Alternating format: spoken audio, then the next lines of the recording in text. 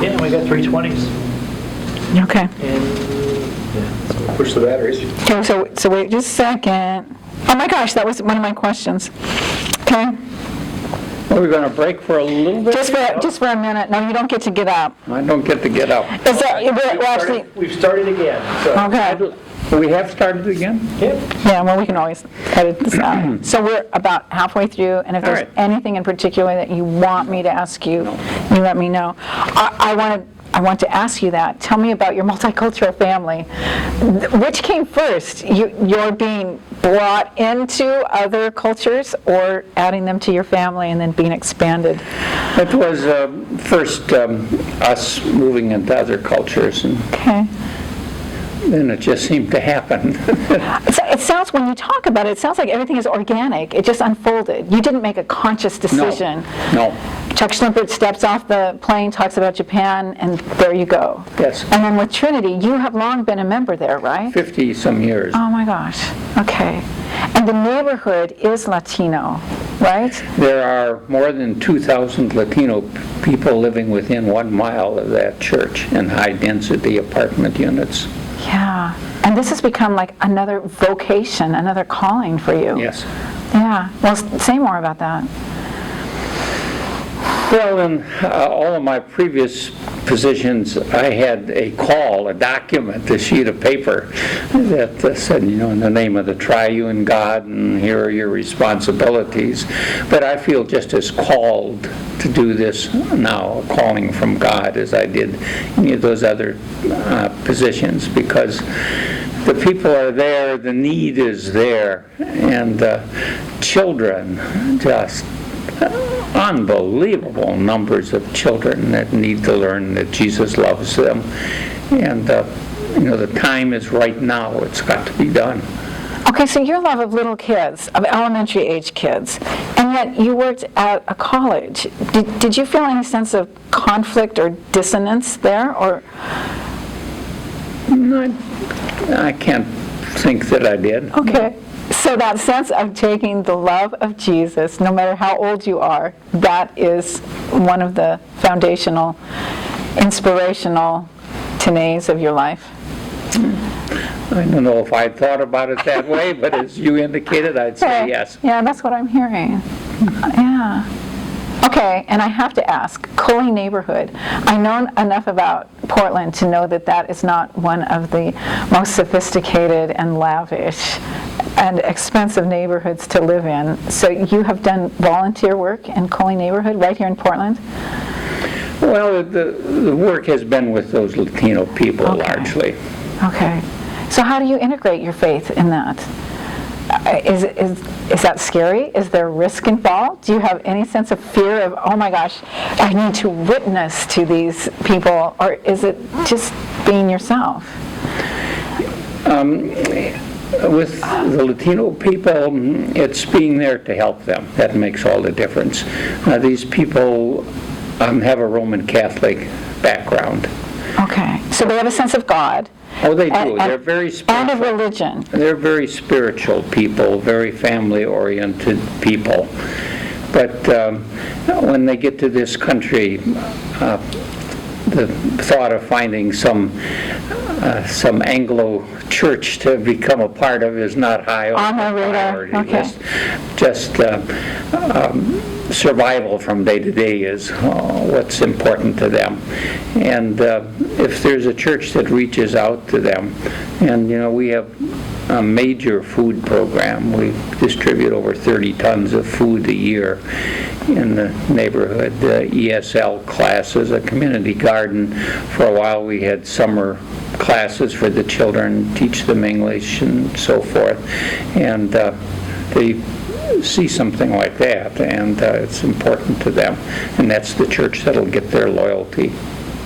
What is your interaction like with them? Do you talk to them? Do you witness to them? Do you just develop relationships and conversations? How do you integrate your faith with them? I don't speak Spanish. Okay, and then how is their English skills? So how are you communicating? How is Through this their working? children, if nothing else. Okay. All right. Okay. And so At times it's natural for me to speak about my faith and God and religion and so forth, but mostly it's there helping the people when they need help. Sometimes it's finances, sometimes it's legal help, sometimes it's just navigating the system. They don't know how to do certain things, and the person and the organization that's there for them will get their loyalty. And we have Spanish services, 5 o'clock on Sunday afternoons. Do you attend those? I always did till very recently. Back in 2011, I said that on June 30th, 2013, I was retiring from the program. And I have given up on some of the things that I don't do quite as much of, and I am not regular at the 5 o'clock services. We live in Vancouver now, and so it's an extra trip on over. But for a long time I did, and I taught Sunday school to the older children during the sermon time. In English? In English. Okay, because by the time they are older, elementary, they are bilingual? Yes. Yeah. In fact, the children go to Head Start program, and they pick up the English quite well. As you're talking, it sounds to me like it's less of a set plan, and you have thought this out, and you go there, and you begin your program, you impose your program on a group. It sounds, rather than that everything is just unfolding, and you just do whatever God sets right in front of you. You just respond to the need that you see. I would say so, yes. And so that just takes you in all these different directions. Yes. Oh my gosh. And isn't that risky? Has there ever been a downside, a bad experience doing it that way? I'd have to think about it. Nothing comes to my mind immediately. Okay. But that does seem vulnerable to me, that it does not have as much of an expectation and a plan, that you are honestly trying to listen to God's voice and follow a leading and simply responding. I would say so, yes. Okay. I love it. Go back to your time at Concordia. You have been here, you've been on the campus, you have taught from the inside, and now you're in the neighborhood, the greater Portland neighborhood, and now you've been around the world.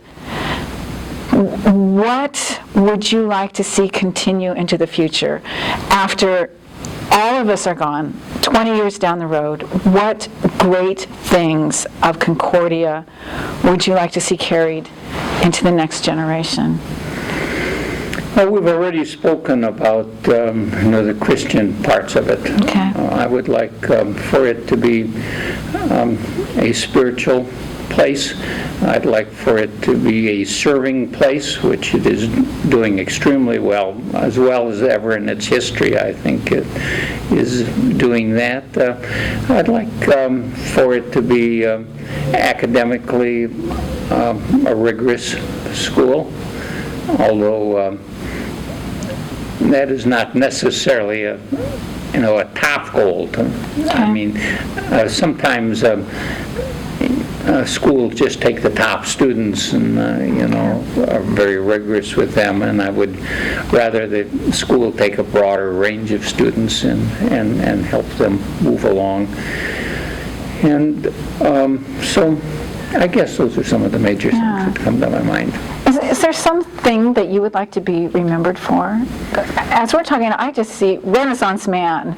You've done so many things and been involved in so many different disciplines and aspects of life here. Is there one thing that you would love to be remembered for?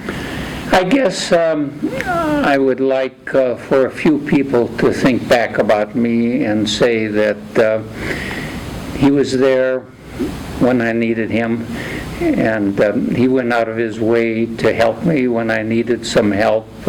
He encouraged me, and he made a difference in my life in that way. Wow, thank you. Is there any question that you wish that you had been asked? No, I think that takes care of it very nicely. Thank you. I have really strong memories of you here on campus, And your love of education, I just remember that, your love of teaching. And I have so appreciated hearing about and getting to know how that has shifted and migrated out into teaching, educating, and drawing people in, even beyond your career here. So thank you for doing that. Well, thank you for having me. Yeah.